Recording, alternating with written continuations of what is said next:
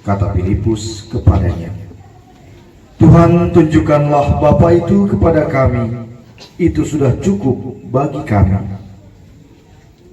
Kata Yesus kepadanya, telah sekian lama aku bersama-sama kamu, Filipus, namun engkau tidak mengenal aku. Demikianlah Injil Tuhan. Terpujilah Kristus.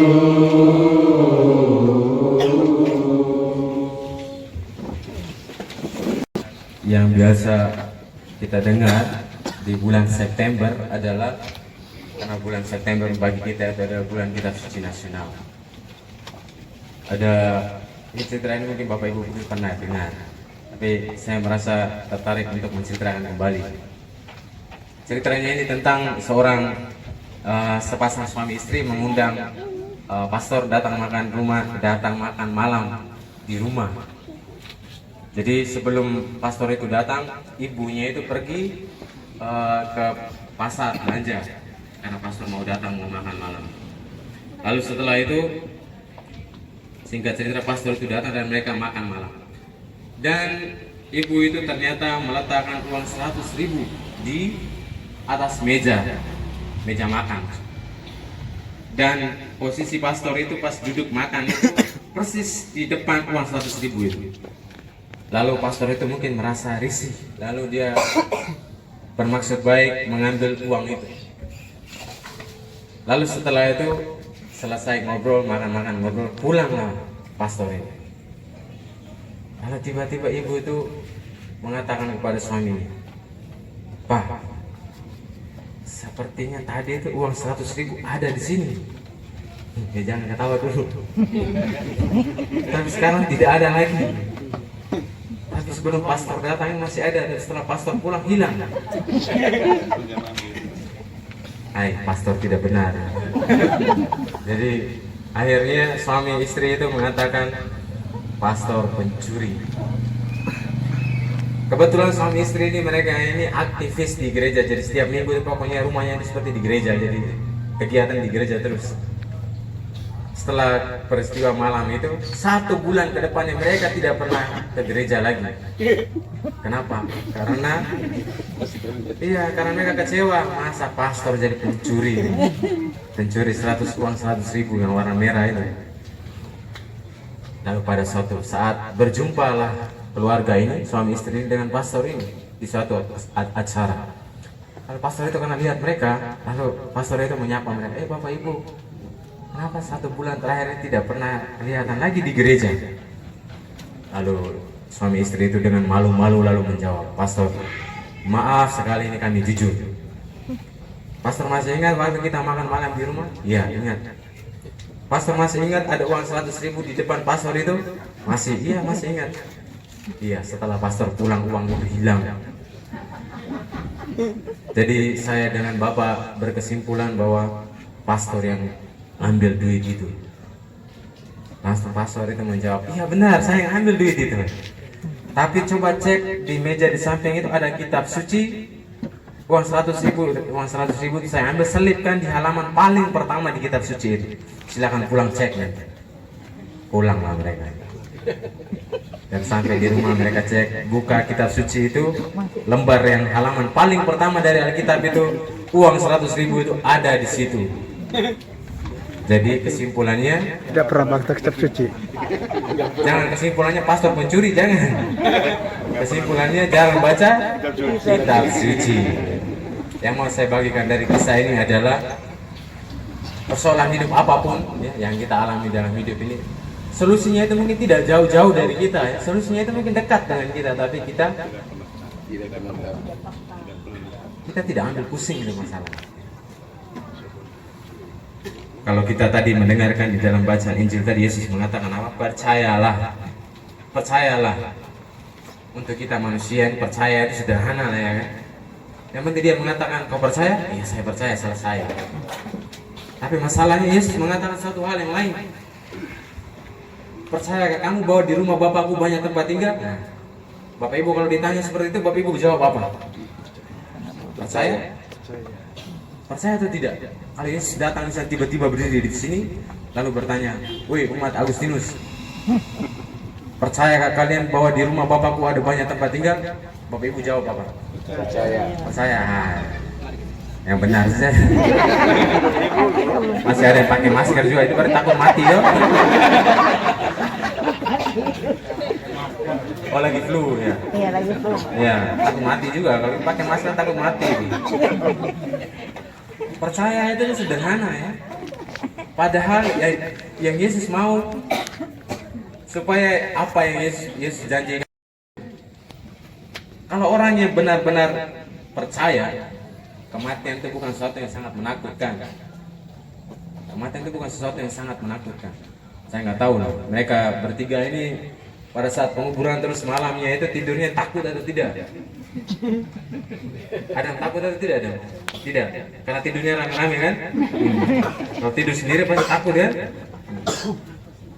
Kematian bagi segenap umat beriman harusnya bukan sesuatu yang menakutkan.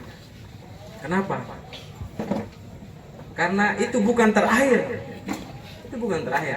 Janji terakhir itu bukan kematian. Janji terakhir itu adalah kehidupan. Maka tadi kita mendengar dalam bacaan Injil itu, dan di teks-teks Injil yang lain Yesus selalu mengatakan, "Akulah kebangkitan dan Kebenaran. hidup.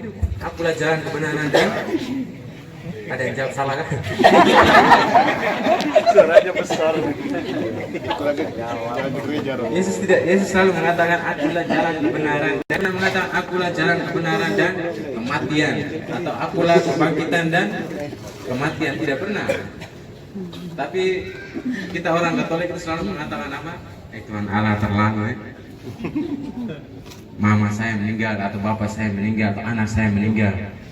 Kita mengatakan apa? Tuhan memanggil saudara-saudari kita yang meninggal kan? Dan bahkan sampai di buku ini pun, buku-buku doa-doa arwah pasti disebutkan, Tuhan Engkau memanggil saudara kami ini menghadap hadirat. Tuhan ngapain manggil ya kan? Nah, semoga ini Bapak Ibu tidak lupa. Pertanyaan ini saya berikan di Agustinus ini juga 1 tahun yang lalu, Bu Tia ya. Lupa, bagus biar saya tanya. Kematian itu datang dari mana, Bapak Ibu? Dari mana kematian itu, Bapak? Dari Tuhan Allah. Mari kita ganti teks. Mari kita ganti. Kematian itu datang dari Tuhan Allah.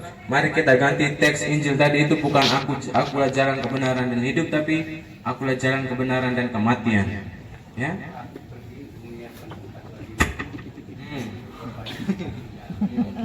Jadi kalau kematian itu datang, ya. Yes, ya.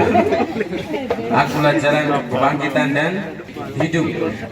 Bukan akulah jalan kebangkitan dan kematian. Lalu kalau kematian itu datang dari Tuhan Allah, berarti Tuhan Allah itu berdosa. Setuju atau tidak? Hah? Kalau kematian itu datang dari Tuhan Allah, berarti Tuhan Allah itu berdosa. Setuju atau tidak? Setuju. Baik. Kematian itu datang dari, berarti Tuhan Allah berdosa, ya kan? Rasul Paulus mengatakan apa? Upah dosa adalah kematian. Datang dari kematian datang dari dosa. Kita mati karena kita berdosa. Kalau kita mati karena Tuhan Allah yang manggil kita, berarti logikanya Tuhan Allah itu benar atau tidak?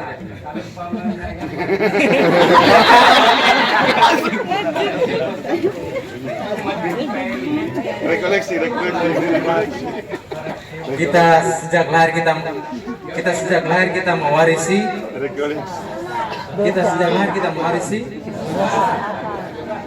dua pribadi yang pernah hadir dalam sejarah yang tidak punya dosa adalah Bunda Maria dan siapa? Hanya dua itu. Karena mereka tidak mengalami kematian. Tapi kalau Yesus mati kenapa? Ya karena kita berdosa. Yang dia utus itu Yesus yang mengambil bagian kita kan. kita mengalami kematian. Dia menjadi manusia sama seperti kita kecuali dalam hal Dosa.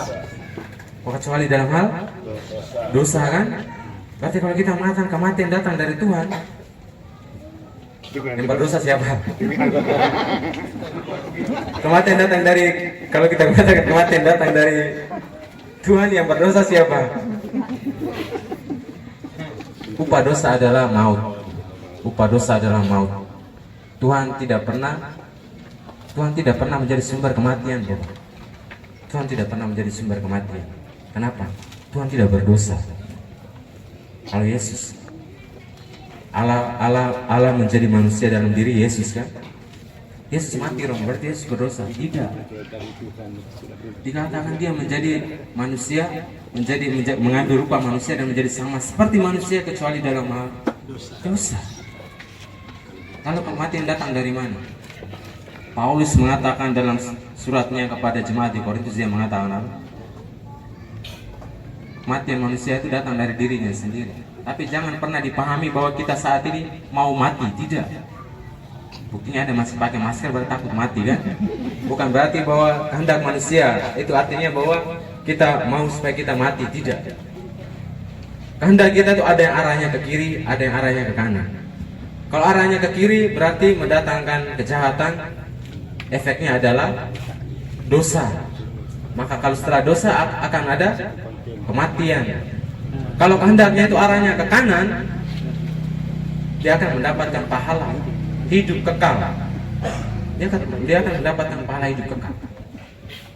Itu kata Paulus. Itu kata Paulus. Jadi Bapak Ibu saudari-saudara yang terkasih, sekali lagi kematian itu tidak datang dari Tuhan. Kematian tidak datang dari Tuhan. Maka kalau misalnya kita berduka, jangan pernah mempersalahkan Tuhan, jangan pernah. Apalagi setelah kalau misalnya ada orang yang kita cintai, ada orang yang kita kasih meninggal dunia, setelah itu kita tidak pernah ke gereja lagi misalnya. Kenapa? Karena kecewa. Seperti suami istri tadi kecewa dengan pastor, lalu tidak datang ke misa, ya Pak? Tidak datang ke gereja lagi. Jangan. Bisa jadi bahwa solusi persoalan hidupmu itu, persoalan kesulitan kita memahami kematian ini, tidak jauh-jauh, dekat dengan kita. Bahkan kematian itu pun sangat dekat dengan kita. Seperti kita berjalan di pinggir tebing gitu kan, terpeleset sedikit kematian. Jadi kita berjalan, kehidupan dan kematian sebenarnya beriringan. Terserah kamu mau pilih yang mana. Kalau misalnya lagi mengendarai sepeda motor, kematian dan kehidupan itu ada di samping kiri kanan. Tinggal kau pilih yang mana. Lari ngebut, polisi tidur, tidak mau rem, itu mati ya. Berarti kita lebih memilih kematian. Contohnya, di depan ini kalau misalnya ada polisi tidur, lalu ada umat warga sini lari motor ngebut, ada polisi tidur di situ, dia tidak mau rem lalu tabrak. Nah, polisi tidur lalu jatuh, mati. Lalu kita mengatakan, Tuhan, terlalu sekali engkau memanggil dia kan? Padahal dia lupa rem dan dia tidak mau rem. Dia tidak mau rem, lihat polisi tidur, tahu ada polisi tidur, motornya ngebut, tidak mau rem, jatuh mati. Lalu kita mengatakan Tuhan memanggil dia. Itu kalau saya Tuhan Allah, saya turunkan hujan lebat itu. Ya kan? Contoh sederhana bahwa kematian itu tidak datang dari Tuhan ya. Dia menjanjikan kehidupan, bukan kematian. Maka yang harus kita lakukan adalah apa? Kembali percaya dan jangan takut. 365 kali disebutkan di dalam kitab suci kata kalimat jangan takut. Artinya 365 hari berarti Setiap hari. 1 tahun kan? Berarti 1 hari, setiap hari itu jangan takut. Apalagi berkaitan dengan peristiwa-peristiwa seputar kematian, jangan takut. Kalau pas pakai masker boleh lah, kalau lagi flu kan, lagi debu-debu. Maka Bapak Ibu saudari-saudara yang terkasih, semoga bacaan Injil hari ini pada perayaan ini meneguhkan kita. Jangan pernah lagi menganggap suatu tindakan percaya itu sebagai sesuatu yang biasa-biasa saja. Jangan. Sampai saat ini kita masih takut dengan kematian karena kita belum terlalu percaya. Kalau kita sungguh percaya, sekali lagi itu bukan suatu yang menakutkan lagi bagi kita. Tuhan memberkati kita. Saudara-saudari yang terkasih, Tuhan Yesus berkata, "Janganlah gelisah hatimu, percayalah kepada Allah, percayalah juga kepadaku. Di rumah Bapa-Ku banyak tempat tinggal. Jika tidak demikian, tentu aku mengatakannya kepadamu, sebab aku pergi ke situ untuk menyediakan tempat bagimu. Dan apabila aku telah pergi ke situ dan telah menyediakan tempat bagimu, aku akan datang kembali dan membawa kamu ke tempatku, supaya di tempat di mana aku berada, kamu pun berada." Mengimani sabda Yesus itu, marilah kita panjatkan doa-doa kita kepada Bapa di surga.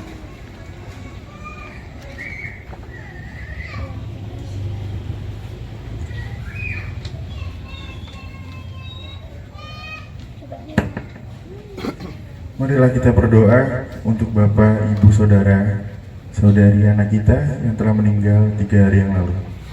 Dalam pembaptisan, ia telah menerima benih hidup kekal. Semoga ia digabungkan persatuan para kudus. Marilah kita mohon. Marilah kita berdoa agar saudara kita pada hari kebangkitan dihidupkan kembali dengan mulia, sebab ia telah menyambut tubuh Kristus, roti kehidupan abadi. Marilah kita mohon. Marilah kita berdoa semoga Tuhan membebaskan saudari kita dari dosa-dosanya, semoga berkat Tuhan melimpah atasnya. Marilah kita mohon. Marilah kita berdoa semoga Tuhan menghibur dan menguatkan semua keluarga serta sahabat yang ditinggalkannya. Semoga kepercayaan mereka tidak goyah, melainkan sebaliknya dengan penuh iman mengharapkan kebangkitan kekal. Marilah kita mohon. Marilah kita berdoa pula untuk arwah semua orang yang meninggal dalam iman kepada Kristus. Semoga mereka disinari cahaya cinta kasih Allah. Marilah kita mohon. Akhirnya kita berdoa agar kita keluarga lingkungan saling mendoakan, semoga iman kita diteguhkan sehingga kita semua kelak bersatu dalam kerajaan Allah di surga. Marilah kita mohon.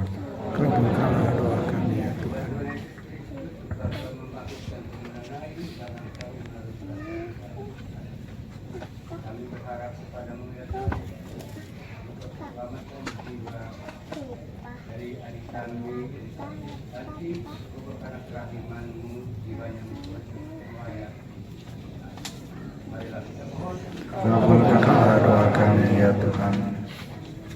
Ya Tuhan, kami mohon semoga kami berguna bagi keselamatan saudara-saudari kami yang sudah meninggal dunia. Bebaskanlah mereka dari dosa dan limpahkanlah penebusan-Mu kepada mereka dengan pengantaran Kristus Tuhan kami.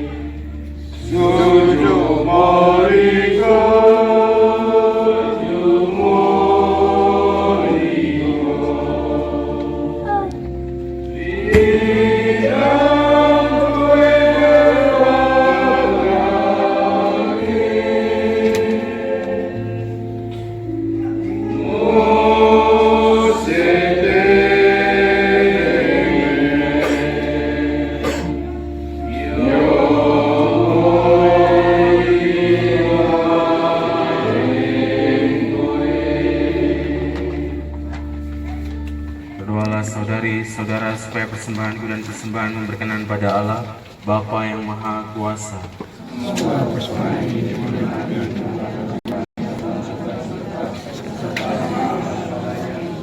Bapa yang kudus, terimalah persembahan dalam berupa roti dan anggur ini, lambang cinta dan bakti-Mu kepada kami, dengan perantaraan Kristus Tuhan kami. Tuhan bersamamu. Marilah mengarahkan hati kepada Tuhan. Marilah bersyukur kepada Tuhan Allah kita. Sungguh pantas dan benar, layak dan menyelamatkan bahwa kami selalu dan dimanapun bersyukur kepadamu Tuhan Bapa yang kudus, Allah yang maha kuasa dan kekal, dengan pengantaraan Kristus Tuhan kami. Dialah keselamatan dunia, kehidupan umat manusia, kebangkitan orang-orang mati. Dengan pengantaraan Kristus itu, bala malaikat yang bersuka cita di hadapan-Mu dalam keabadian menyembah keagungan. Kami mohon, perkenankanlah kami memadukan suara dengan mereka dalam sukacita bersama sambil berseru.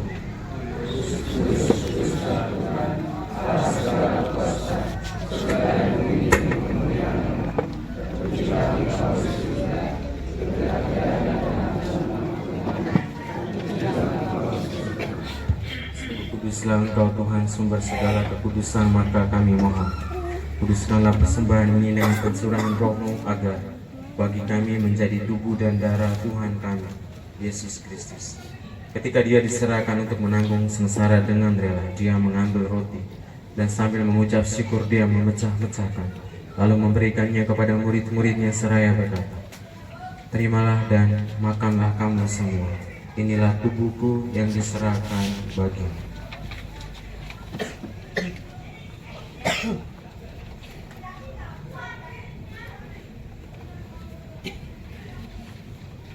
Demikian pula sesudah perjamuan, Dia mengambil piala. Sekali lagi Dia mengucap syukur kepadamu, memberikannya kepada murid-muridnya seraya berkata, "Terimalah dan minumlah kamu semua. Inilah piala darahku, darah perjanjian baru dan kekal, yang ditumpahkan bagimu dan bagi semua orang demi pengampunan dosa. Lakukanlah ini sebagai kenangan akan aku."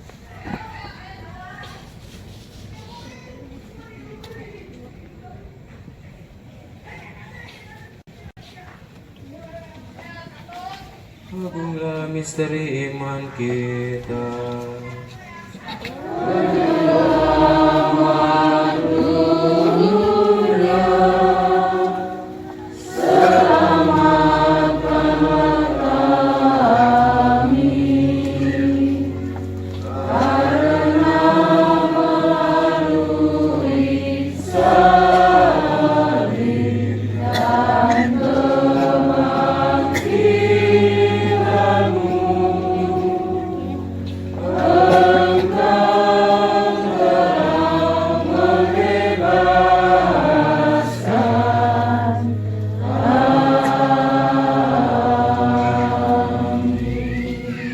Sambil mengenangkan wafat dan kebangkitan Kristus, kami mempersembahkan kepadamu Bapa, roti kehidupan dan piala keselamatan. Kami bersyukur sebab kami Engkau anggap layak menghadap Engkau dan berbakti kepadamu. Dan kami mohon semoga kami yang menerima tubuh dan darah Kristus dihimpun menjadi satu umat oleh Roh Kudus. Ingatlah Tuhan akan gereja-Mu yang tersebar di seluruh bumi, agar Engkau menyempurnakannya dalam cinta kasih, dalam persatuan dengan Paus kami Fransiskus dan uskup kami Ignatius serta semua rohaniwan.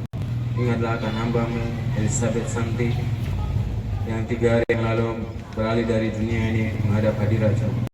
Perkenankanlah ia yang menjadi satu dengan putra-Mu dalam kematian, juga menjadi serupa dengan Dia dalam kebangkitan. Ingatlah juga akan saudara-saudari kami yang telah meninggal dengan harapan akan bangkit, dan akan semua orang yang telah berpulang dalam kerahiman-Mu, dan terimalah mereka dalam cahaya wajah-Mu. Kami mohon kasihanilah kami semua, agar kami Engkau terima dalam kebahagiaan abadi, bersama Santa Perawan Maria Bunda Allah, Santo Yosef mempelainya, para rasul dan semua orang kudus sepanjang masa yang hidupnya berkenan padamu. Semoga kami pun Engkau perkenankan turut serta memuji dan memuliakan Dikau dengan pengantaraan Yesus Kristus Putra-Mu.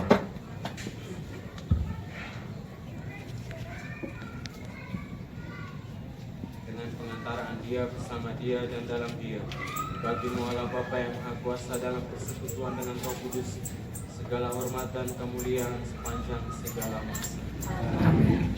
Atas petunjuk penyelamat kita dan menurut ajaran ilahi, maka beranilah kita berdoa.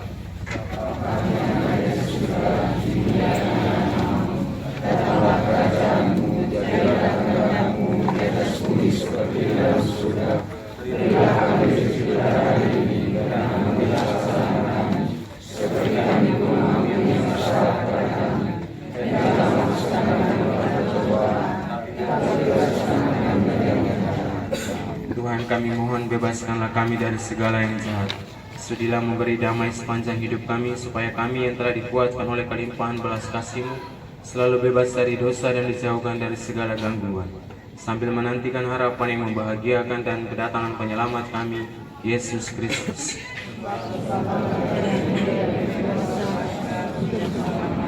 Tuhan Yesus Kristus, Engkau telah bersabda kepada para rasul-Mu, damai-Ku kutinggalkan bagimu, damai-Ku kuberikan kepadamu.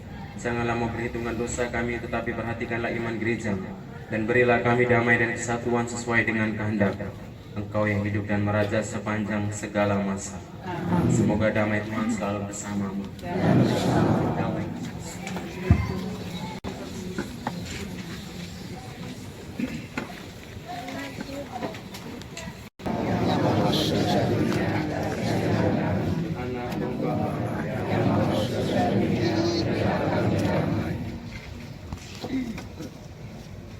Berbahagialah kita yang diundang ke perjamuan anak domba. Ya Tuhan, saya tidak pantas Tuhan datang kepada saya, tapi bersabdalah saja maka saya akan sembuh. Tubuh dan darah Kristus mengantar kita sampai ke hidup yang kekal.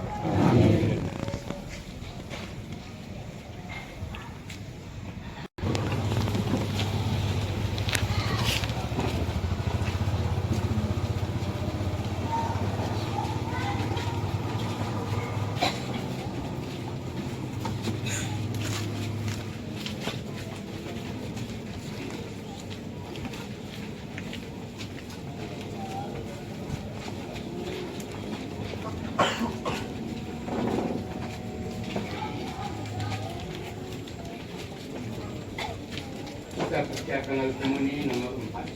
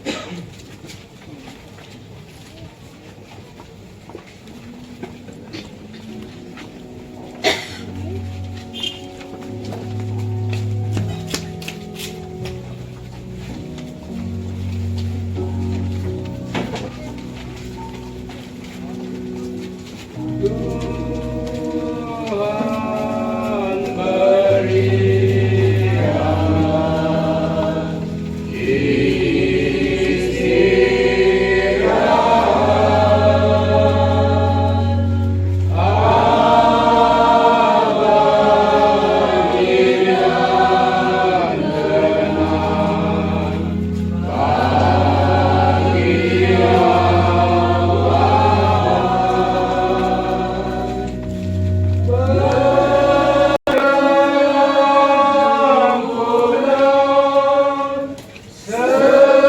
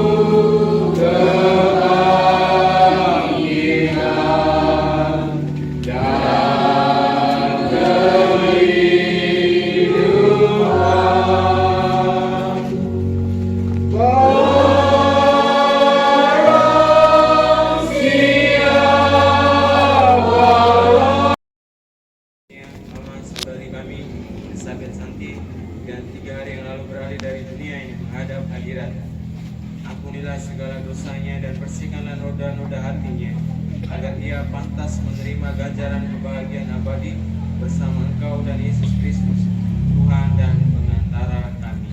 Amin. Tuhan bersama Dan bersama roh. Semoga kita sekalian, secara khusus yang hadir dalam perayaan ini, juga keluarga yang sedang berduka, selalu dilindungi, dibimbing dan diberkati oleh Allah yang Maha Kuasa, Bapa dan Putra dan Roh Kudus. Saudari-saudara yang terkasih, pergilah dalam damai sambil memuliakan Allah dengan hidup. Syukur kepada Allah. Dan biarkan lagu penutup dari nomor pertama nomor 2.